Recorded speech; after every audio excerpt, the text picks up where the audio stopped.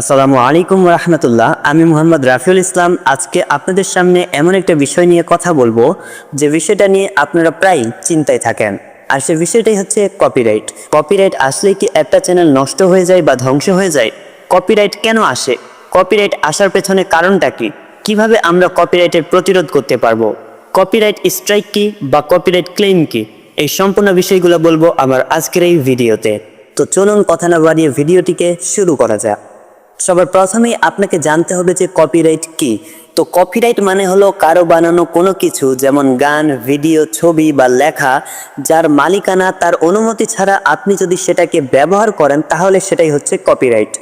উদাহরণস্বরূপ আপনাকে যদি আমি বলতে যাই, তাহলে ধরুন কেউ একটা গান বানিয়েছে, কিন্তু আপনি সেই গানটাকে আপনার ভিডিওর ব্যাকগ্রাউন্ডে ব্যবহার করলেন কোনো রকম অনুমতি ছাড়া। তখন কি হবে? তখন কিন্তু আপনার ওই ভিডিওতে কপিরাইট চলে আসবে।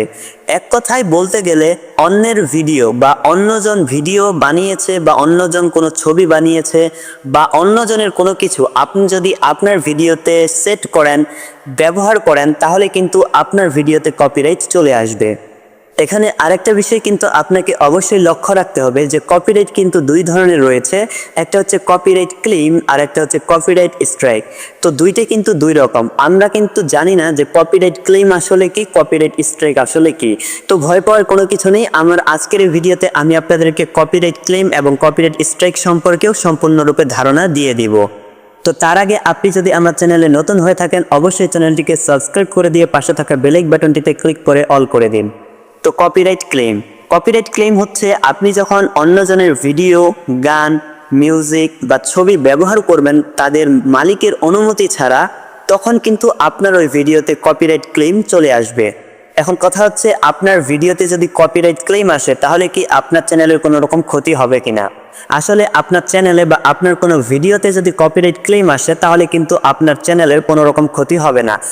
জাস্ট আপনি যেই মালিকের ভিডিও বা ব্যাকগ্রাউন্ড মিউজিক বা ছবি ব্যবহার করেছেন, ইনকামটা সেই মালিকের কাছে চলে যাবে।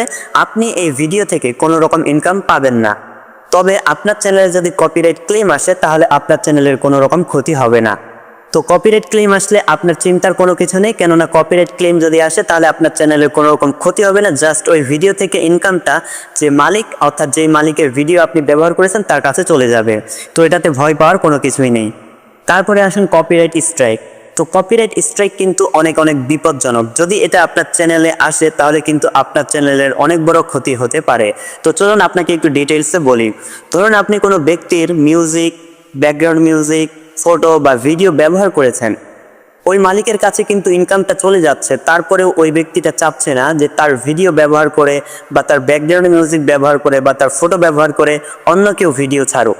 তখন সে কি করবে? তখন সে কিন্তু ইউটিউবের যে রোবট রয়েছে বা ফেসবুকের যে রোবট রয়েছে তাদের কাছে কিন্তু নোটিশ পাঠাবে যে ওই ব্যক্তিটা হচ্ছে আমার ভিডিও ব্যবহার করেছে, কপি করেছে, নকল করেছে। তখন কিন্তু ইউটিউবের রোবট বা ফেসবুকের রোবট আপনার ওই ভিডিওতে কপিরাইট স্ট্রাইক দিয়ে দিবে। আর কপিরাইট স্ট্রাইক আসলে কিন্তু আপনার চ্যানেল হুমকির মুখে পড়ে যাবে। তবে এটাতেও ভয় পাওয়ার মতো তেমন কোনো কিছু নেই। যখন আপনার চ্যানেলে প্রথমবার কপিরাইট স্ট্রাইক আসবে তখন আপনি সাবধান হয়ে যাবেন।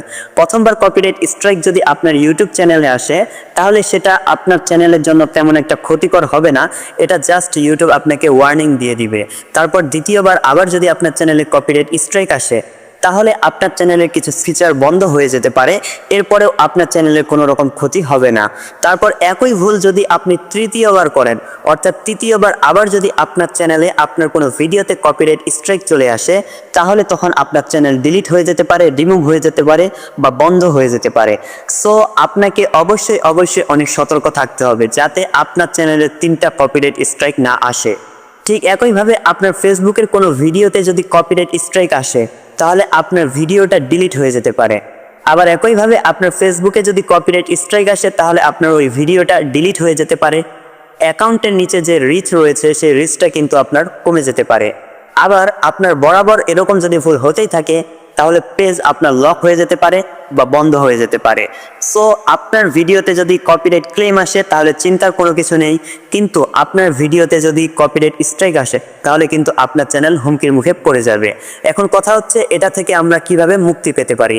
তো মুক্তি পাওয়ার উপায়টাও আপনাকে আমি বলে দিব খুব সহজভাবে। তার আগে আপনি যদি আমার চ্যানেলে সাবস্ক্রাইব না করে থাকেন অবশ্যই চ্যানেলটিকে সাবস্ক্রাইব করে দিবেন। তো কি করলে কপিরাইট আসবে না? তো কপিরাইট না আসার জন্য আপনাকে নিজে নিজে ভিডিও বানাতে হবে। কারো ভিডিও কপি করা যাবে না, কারো ব্যাকগ্রাউন্ড মিউজিক কপি করা যাবে না, কারো ইমেজ কপি করা যাবে না। আপনাকে সম্পূর্ণ নিজের ভয়েস দিয়ে, নিজের বুদ্ধি খাটিয়ে, নিজে পরিশ্রম করে ভিডিও তৈরি করতে হবে।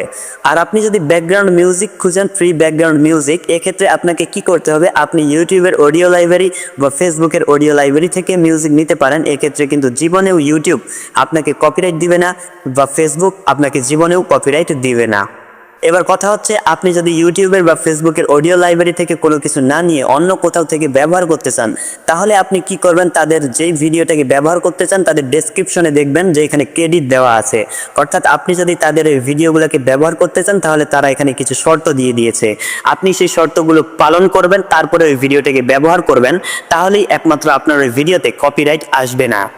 এছাড়াও আপনি কিভাবে কপিরাইট ফ্রি মিউজিক ব্যবহার করতে পারবেন এ সম্পর্কে ইউটিউবে অনেক ভিডিও রয়েছে, আপনি সেগুলো থেকেও সাহায্য নিতে পারেন।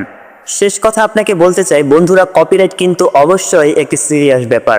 এটা ঠিকমতো বুঝে কাজ না করলে আপনার পুরো চ্যানেল বা পেজ কিন্তু হারাতে পারেন। আপনার পুরো চ্যানেল বা পেজ কিন্তু বন্ধ হয়ে যেতে পারে, নষ্ট হয়ে যেতে পারে। তাই সতর্ক থাকুন, নিজে কন্টেন্ট বানান, অন্যকে কপি করা আজ থেকে বাদ দিয়ে দিন। আর অবশ্যই মনোযোগ দিয়ে কাজ করুন, ইনশাআল্লাহ আপনি একদিন সফল হবেন। তো আমার আজকের এই ভিডিওটি যদি ভালো লাগে অবশ্যই চ্যানেলটিকে সাবস্ক্রাইব করে দিবেন আর পাশে থাকা বেল আইকন বাটনটিতে ক্লিক করে দিবেন। আর ভিডিওটি কেমন লাগলো অবশ্যই কমেন্ট বক্সে জানিয়ে যাবেন। ধন্যবাদ।